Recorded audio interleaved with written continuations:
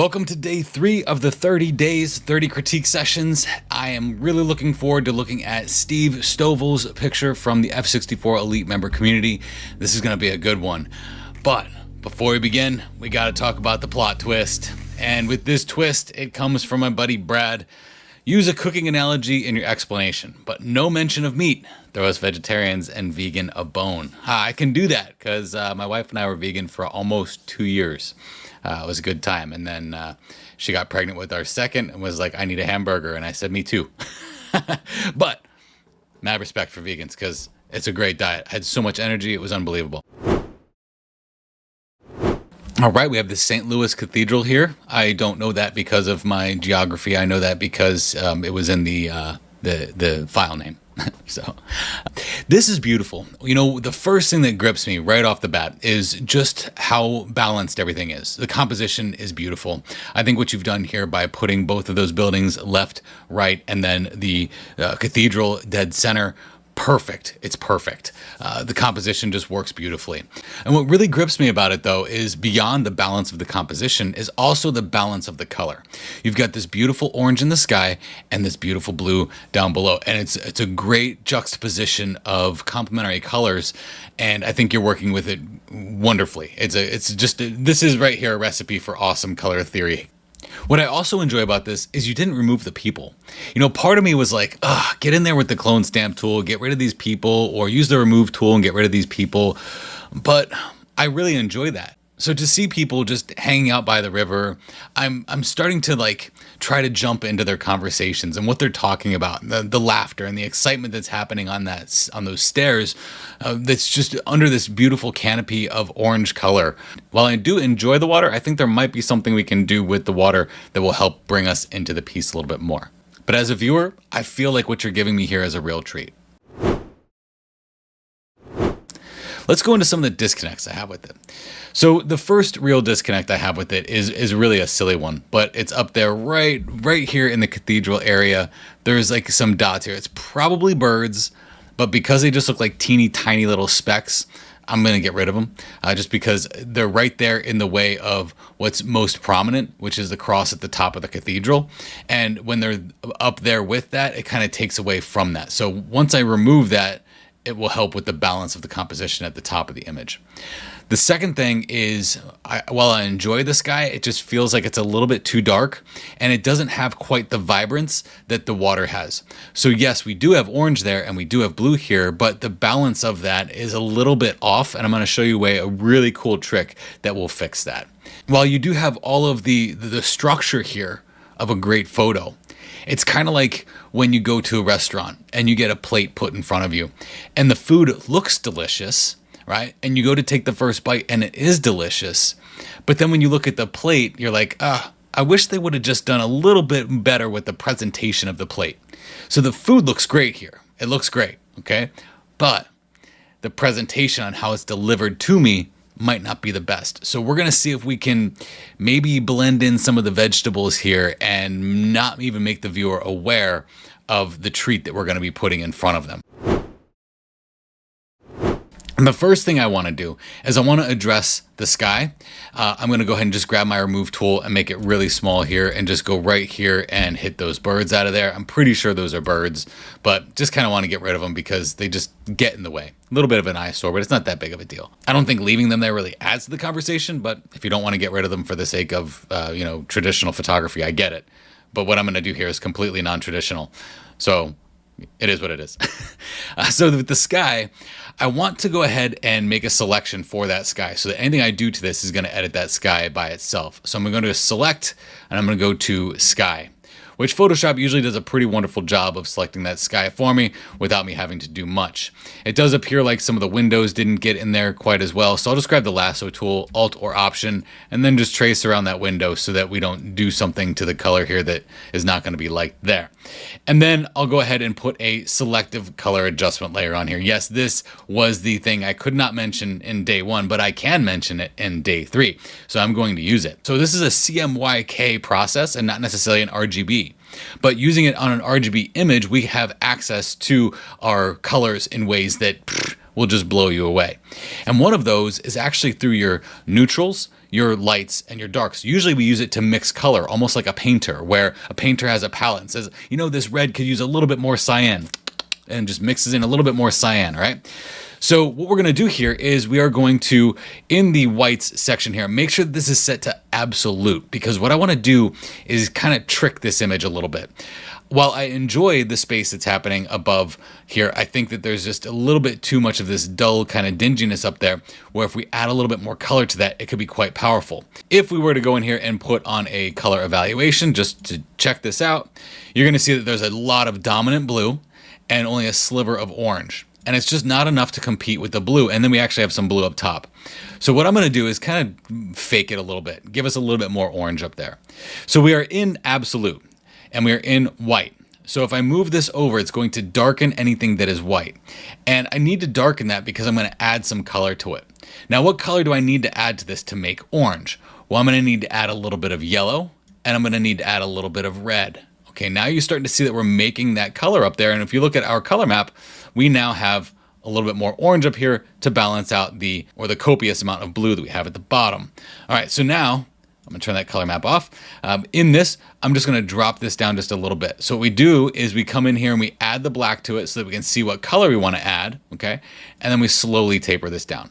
Now, if you wanted this to be more on the cyan side, because the original image kind of has like a cyanish blue up top, we would go the opposite direction. We would add a little bit of blue, and then we'd come over here and add a little bit of cyan, and that would give us a little bit more of that nice, punchy, bluish cyan color up there, which actually, you know what? I think I kind of like that more. All right, so let me just add a little bit more of that blue, a little bit more of that cyan. You can see if you want to add a little bit of magenta there or green. Green will brighten this up, whereas magenta will darken it down. And then we'll just come down here and drop the absolute value a little bit more.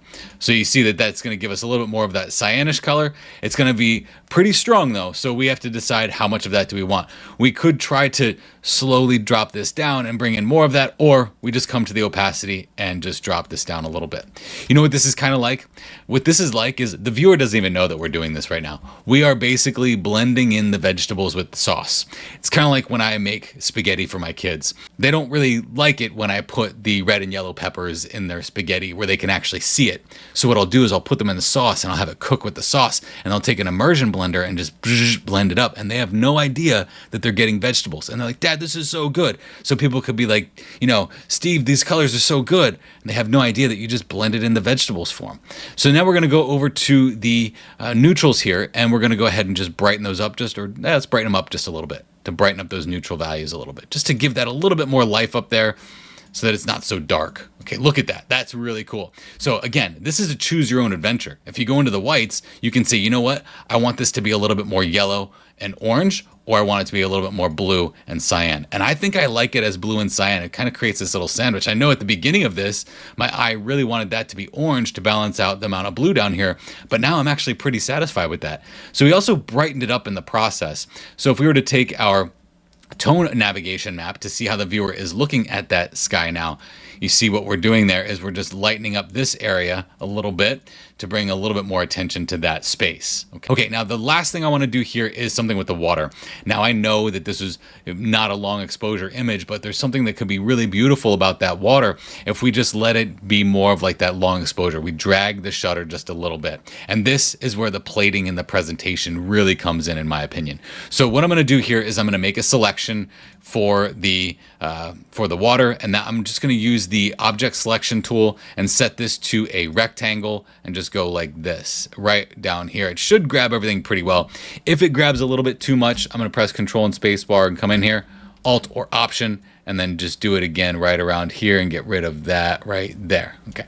So that's good. That's what I love about these new selection tools. You don't even have to be perfect with them. Okay. So now I'm just going to press Command or Control J to duplicate that, and then go to Filter, and then Blur, and then Motion Blur. Now I'm going to motion blur this from left to right. And the key here is that I don't want to motion blur it to the point that it looks like I took this insanely long exposure that was 45 seconds long, because then it doesn't really match what's happening with the people in the foreground. So what I want to do here is kind of slowly bring this up until I get a slight blur in that water, but I don't necessarily want it to be blurred like that. Okay, that's just too much. It's unrealistic. So let's go about right here. a little bit more, about 15. Let's go 15, and we'll press OK. When we do this, we're giving them a nice little presentation with that water. And again, this is all about plating, all right? So the initial plate that came in front of us was a pretty good plate. You had a lot of the bones, a lot of the good structure there. All the stuff that should be on the plate was there. But was it organized and arranged in a way that was aesthetically pleasing for me that would really make me want to eat this? Now I'm starting to see that. You see that? All the stuff was here. It's all here. Okay, we just need to rearrange some of the elements a little bit and plate them a little bit differently. Now, if blending the water, blurring the water is not your cup of tea because you're like, well, that's not realistic at all. I'm a straight photographer. I get it. But as an artist, I'll do what I want with an image because, well, that's what artists do. Our showcase image comes from Sonja Bella, and this image is awesome. I immediately just step right on that rock in front of me, and I almost kind of put my hands on my waist and just look out. It's almost like when I initially come up to a scene and I'm really excited to photograph it, one of the first things I do is just keep all my stuff in my backpack, keep it on my back, and I look out into the area that I'm about to photograph and just take it all in, just soak it up. And that's what I feel here. I feel like you've given me this space where I can just soak it in. I can enjoy the beauty. I can enjoy the nature, and the color grading is perfect. I know for a fact that the data didn't look like this that came in from a raw file because I've shot many raw files. So I know the work that you put into this was really contemplative.